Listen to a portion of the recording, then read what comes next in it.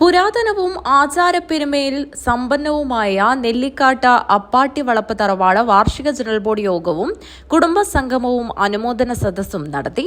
ചടങ്ങിൽ വെച്ച് SLC, +2, LSS, USS തുടങ്ങിയ വിവിധ പരീക്ഷകളിൽ ഉന്നത വിജയികളായ 38 വിദ്യാർത്ഥികളെ ചടങ്ങിൽ വെച്ച് അനുമോദിച്ചു. മുഴുവൻ ആചാരസ്ഥാനികർക്കും മാസം തോറും നൽകിവരുന്ന സാമ്പത്തിക സഹായം 2016 ശേഷം ആചാരസ്ഥാനം ഏറ്റെടുത്ത മുഴുവൻ സ്ഥാനികർക്കും നൽകണമെന്നും മുഴുവൻ സ്ഥാനികർക്കും സർക്കാർ അംഗീകാരവും ആനുകൂല്യങ്ങളും നൽകണമെന്നും വാർഷിക ജനറൽ ബോഡി യോഗം ആവശ്യപ്പെട്ടു. കിഴക്കുങ്കര കല്യാൺ മുച്ചിലോട്ട് മുഖ്യസ്ഥാനികൻ കുമാരൻ കോമരം ഉദ്ഘാടനം ചെയ്ത ഉപഹാരങ്ങൾ നൽകി. അതുപോലെ തന്നെ LSS, USS അങ്ങനെയുള്ള സ്കോളർഷിപ്പുകളിൽ അർഹതയുള്ള കുട്ടികളെയും നമ്മളെ അനുമോദിക്കുന്നു. വളരെ സന്തോഷമുള്ള ഒരു കാര്യമാണ് ഇന്നത്തെ ചടങ്ങ്. കാരണം ഇത്രയും കുട്ടികളൊന്നും ഇതിനു മുമ്പ് ഉണ്ടായിട്ടില്ല.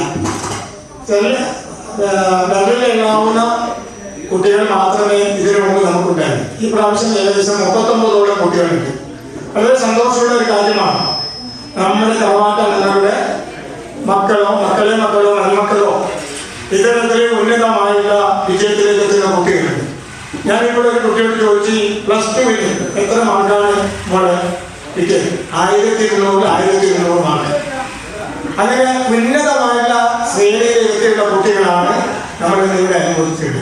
ഗോപാലൻ കോമരം, ശശി ഊരാളൻ എന്നിവർ വിശിഷ്ടാതിഥികളായി. Treasurer V. ബാലകൃഷ്ണൻ, ഉപഭാരവാഹികളായ ദാമോദരൻ പയ്യന്നൂർ, ചന്ദ്രൻ രാവണേശ്വരം, മാതൃസമിതി അംഗം KTV പ്രേമ എന്നിവർ സംസാരിച്ചു.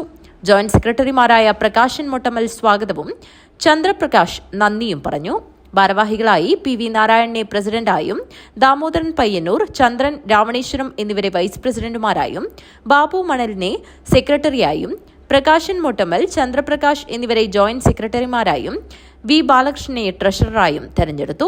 News bureau, Kanhangad.